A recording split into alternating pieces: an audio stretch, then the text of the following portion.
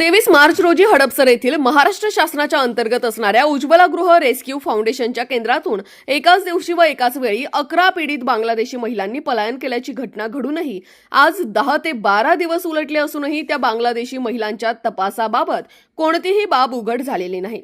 हा अतिशय गंभीर प्रकार असून या प्रकाराबाबत दलित पॅंथरचे जिल्हाध्यक्ष मिलिंद सरवदे यांनी 23 तारखेपासून पाठपुरावा सुरू केलाय, परंतु त्यांनाही या बाबतीत प्रशासन कोणताही सुगावा लागू देत नाही। त्यांनी दिलेल्या माहितीनुसार या अगोदरही या निवारा केंद्रातून 50च्या वर महिला गायब झाल्यात। त्यांनी असाही संशय व्यक्त केलाय की या निवारा केंद्रात महिलांना खरंच संरक्षण सुविधा मिळते का? इथे जर सुरक्षा मिळत नसेल तर शासन काय झोपा काढते का, असे अनेक प्रश्न मिलिंद सरवदे यांनी विचारले आहेत। या केसमध्ये पुणे शहराचे पोलीस कमिशनर अमितेश कुमार यांच्या कारभारावर प्रश्नचिन्ह निर्माण होऊन कमिशनरांची बदलीची देखील त्यांनी मागणी केली आहे। पाहुयात ते काय पोलखोल करत आहेत ते। नमस्कार पुणेकरो, आज आपण काळेपड भागातलं जे ससाने नगर आहे या ठिकाणी आलेलो आहोत।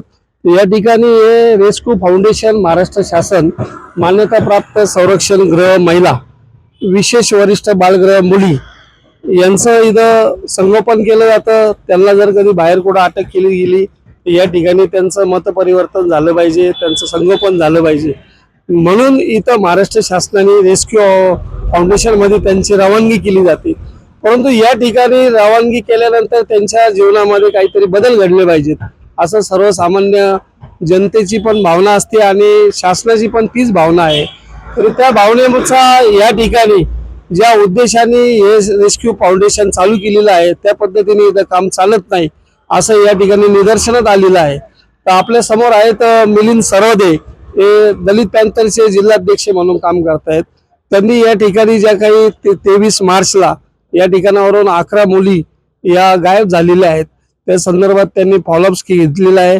काळेपड पोलीस स्टेशन मध्ये पण त्यांनी फॉलोअप घेतलेला आहे, परंतु त्यांना या ठिकाणावरून जी माहिती मिळायला पाहिजे ती माहिती पूर्णपणे दिली जात नाही, कोणतंही सहकार्य दिलं जात नाहीये। आम्ही देखील या ठिकाणी जाऊन इथले जे रेक्टर वगैरे आहेत त्यांच्याशी बोलण्याचा प्रयत्न केला होता, पण त्यांनी पण काही त्या पद्धत जसा प्रतिसाद दिला पाहिजे तसा प्रतिसाद देत नाहीयेत। त्यांनी सांगितलंय शेवटी आम्हाला का येरवड्यामध्ये जे काही समाज कल्याण ऑफिस आहे त्या ठिकाणी तुम्हाला ती सगळी माहिती मिळेल। आता ज्या या तरुणांनी हा जो भांडाफोड केलेला आहे आणि या महिलांना न्याय मिळण्यासाठी जो झगडतोय तो मिलिंद सरवदे आपल्या समोर आहे। तर मिलिंदजी, तुम्ही सांगा या भागामध्ये तुम्ही किती वर्ष राहताय, काय चळवळीमध्ये काम करताय आणि नक्की या ठिकाणी काय घटना घडलेली आहे त्याबद्दल आमच्या प्रेक्षकांना तुम्ही माहिती द्या। जय भीम जय शिवराय। मी राहिलाच या भागात काळेपडमध्ये आहे आणि आता पॅंथरचं पुणे जिल्हा म्हणून जिल्हाध्यक्ष म्हणून काम करतो आहे।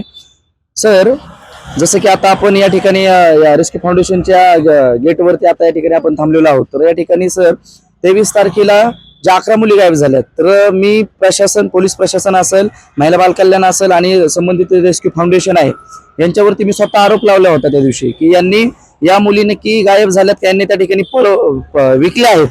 खऱ्या अर्थाने या मुली विकलेल्या आहेत ही शक्यता त्या ठिकाणी नाकारता येत नाही असं मला त्या ठिकाणी वाटतं। आणि त्या 23 तारखेला गायब झाल्यात, परंतु आजपर्यंत त्यांचा कुठल्याही प्रकार त्या ठिकाणी शोध लागलेला नाहीये।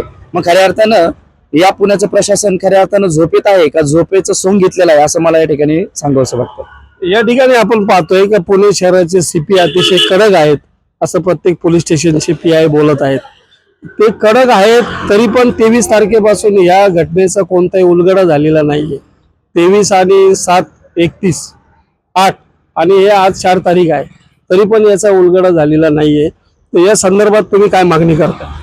मी तर या न्यूजच्या मीडियाच्या माध्यमातून एवढंच सांगेल की पुणे शहराचे CP जे काही वारंवार त्यांचं स्टेटमेंट येतं किंवा ते पोलीस स्टेशनचे काही पोलीस सांगत असतील की CP खूप कडक आहेत, परंतु आज या भागातील 11 मुली त्या ठिकाणी गायब झालेल्या आहेत आणि गायब झालेल्या मुलींचा आज 11-12 दिवस झाले कोणत्या प्रकारचा शोध त्या ठिकाणी लागत नाही। पोलिसांना विचारायला गेल्यानंतर पोलीस स्वतः सांगतात की आमचा आणि त्या मुलींचा, त्या फाउंडेशनचा आमचा काही संबंध नाहीये, परंतु त्या गायब कुठे झाल्या? त्या मुली ऑलरेडी बांगलादेशी मुली होत्या आणि पोलीस प्रशासन जर अशा प्रकारे आम्हाला ट्रीट करत असेल आणि माहिती देत असेल तर मी एवढं सांगायला मीडियाच्या माध्यमातून की पुणे शहराचे CP अमितेश कुमार या ठिकाणी झोपेत आहेत आणि ते जर अशा गायब झालेल्या मुलींचा शोध घेऊ शकत नाहीत तर त्यांनी आपल्या जे आयुक्त पद आहे ते त्यांनी खाली करावं आणि त्यांनी दुसऱ्या सिटीमध्ये जावं, कारण पुणे शहर पूर्णतः मी तर म्हणतो की असुरक्षित आहे असं मला या ठिकाणी वाटतंय.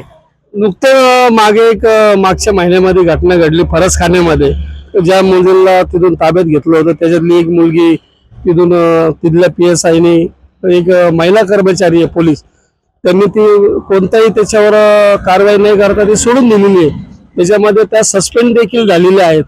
तर या बाबतीमध्ये तुम्ही काळेपडळ पोलीस स्टेशनच्या संदर्भात काय मागणी करा? मी त्या दिवशी सांगितलं होतं की हा जो पूर्ण बाजार चालू आहे तर या बाजारामध्ये विक्रेते खूप आहेत आणि ते विक्रेते पूर्ण प्रशासन, संस्था चालक आणि हे पूर्ण अधिकारी आहेत. तर या अधिकाऱ्यांमध्ये मी सांगतोय सगळं मिलबगत जर चाललेले असेल तर यांच्यावरती कारवाई करणार काय? फरसखान्याची तुम्ही केस सांगितली तिथं त्यांनी मागणी केली होती आणि जर अशा अधिकाऱ्याला जनतेमध्ये देऊन किंवा त्याच्यावरती कठोर कारवाई काय केली हे BCP नाही सांगितलेलं, मग तुम्ही नाव तुमचं फक्त मोठं करताय पण काम काहीच करत नाही. अशा खोट्या म्हणजे जो नकली CP म्हणतो मी, या नकली CPची पुणे शहरातून पूर्वी म्हणजे पहिल्यांदा बदली झाली पाहिजे. कारण की फक्त तुम्ही स्टंटबाजी जर करत असाल आणि काम तुमचं काहीच नसेल तर तुम्ही काहीच कामाचे नाहीत. आज पुणे असुरक्षित आहे. कित्येक दिवसाला त्या ठिकाणी मर्डर घडत आहे. अनेक घटना त्या ठिकाणी महिलांच्या तर किती महिला गायब होत आहेत. कोणत्या प्रकारचा शोध पुणे शहरात कुठे लागत नाहीये. तुमच्या कामाला त्या ठिकाणी आम्ही 0 त्या ठिकाणी मार्किंग करतोय. या रेस्क्यू ऑपरेशन जे सेंटर आहे या ठिकाणावरून इथून मागे पण अशा काही घटना घडल्यात? हो, याच्या पूर्वी अशा घटना घडलेल्या आहेत परंतु त्यावेळेस आवाज कुणीच उचलला नाहीये. यावेळेस आपल्या कानावरती आला तर आपण तो आवाज उठवलाय आणि ज्या मुली गायब झाल्या त्यांना न्याय द्यायचा आपण काम नक्कीच करणार. आपल्याला ही माहिती कुठून मिळाली का या मुली 11 इथून गायब झालेल्या आहेत? ही माहिती आपल्याला काळेपडळ पोलीस स्टेशन मधूनच मिळाली.